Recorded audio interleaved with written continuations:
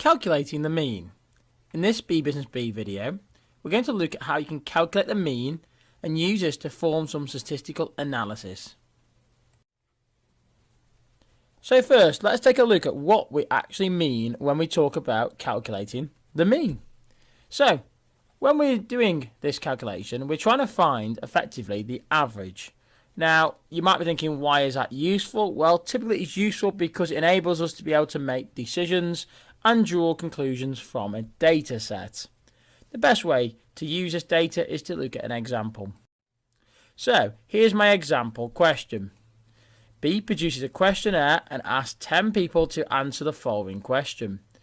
On a scale of 1 to 10, 1 being very dissatisfied and 10 being very satisfied, how would you rate your experience of the BeeBusinessBee YouTube channel?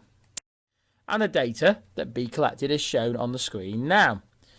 Of course, we're looking to calculate an average. How do we go about this? Well, firstly, we need to find what we call the mean of the data. We do that by adding all the data together. So see the scores there, we add all the scores together and we divide by how many data sets we got, which is 10 people who responded.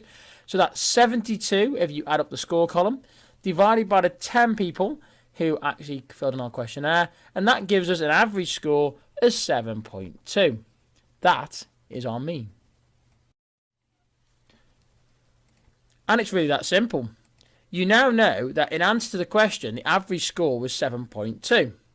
That means that you can draw a conclusion. For example, the average respondents were strongly positive about their views with BeeBusinessBee. Now that is only done for one question. You may have market research where you need to do it for multiple questions. And the easiest way to do this is to create a spreadsheet and then to write a formula which will calculate the average for you. I will make a future BeeBusinessBee video looking at how you can use spreadsheets to do statistical analysis.